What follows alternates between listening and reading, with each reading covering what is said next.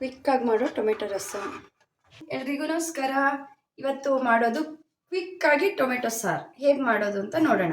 ಬೆಳ್ಳುಳ್ಳಿ,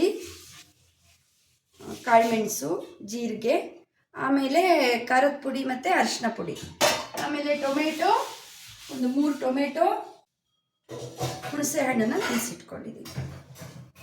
ಇವಾಗ ಫಸ್ಟ್ ಇದನ್ನು ಫ್ರೈ ಮಾಡ್ಕೊಳ್ಳೋಣ.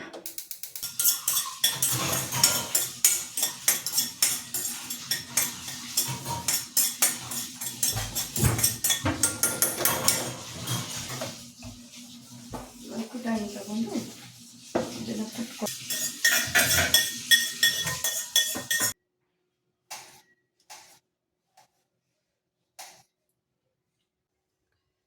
ಇವಾಗ ಎಣ್ಣೆ ಕಾಯ್ತಾ ಇದೆ.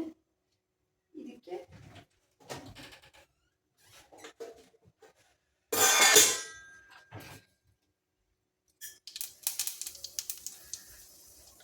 ಸಾಸಿವೆ, ಅರಿಶಿನ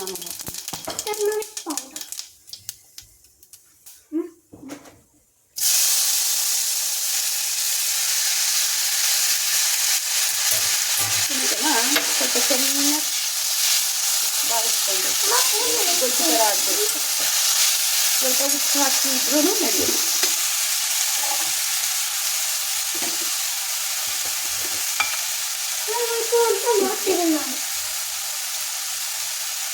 ಆಮೇಲೆ ನೋಡಿಕೊಂಡು ಸಾರಿಗೆ ಎಷ್ಟು ಬೇಕೋ ಆಮೇಲೆ ಹಾಕಿದ್ರೆ ಆಯಿತು.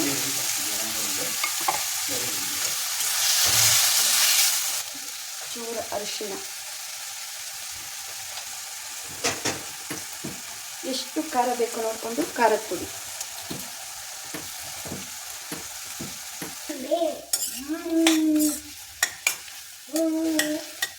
ಇವಾಗ ಆಗ ಹುರಿದಿಟ್ಕೊಂಡಿದ್ವಲ್ಲ ಅದನ್ನು ಸ್ವಲ್ಪ ಗುದ್ದೋಣ.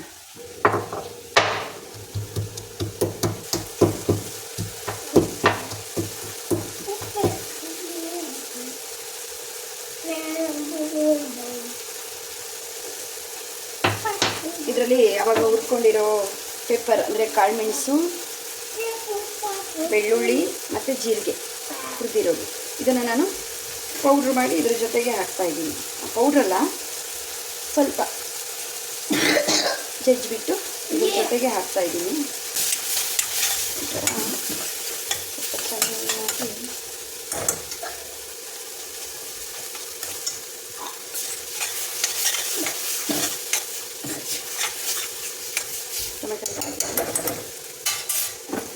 ನೀರು ಎಷ್ಟು ಬೇಕು ನೋಡಿಕೊಂಡು ನಾನು 3 ಟೊಮೆಟೊ ತೊಗೊಂಡಿದ್ದೀನಿ.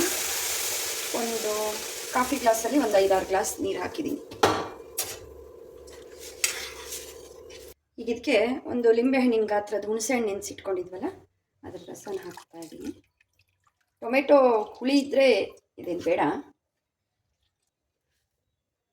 ಉಪ್ಪು ಎಷ್ಟು ಬೇಕೋ ಅಷ್ಟು ನೋಡಿಕೊಂಡು ಉಪ್ಪು, ಪೀಸ್ ಬೆಲ್ಲ, ಕುದ್ದಾದ್ಮೇಲೆ ಕೊತ್ತಂಬರಿ ಸೊಪ್ಪು ಹೆಚ್ಚಾಕ್ಬಿಟ್ಟು ಇಳಿಸಿದ್ರೆ ಆಯಿತು.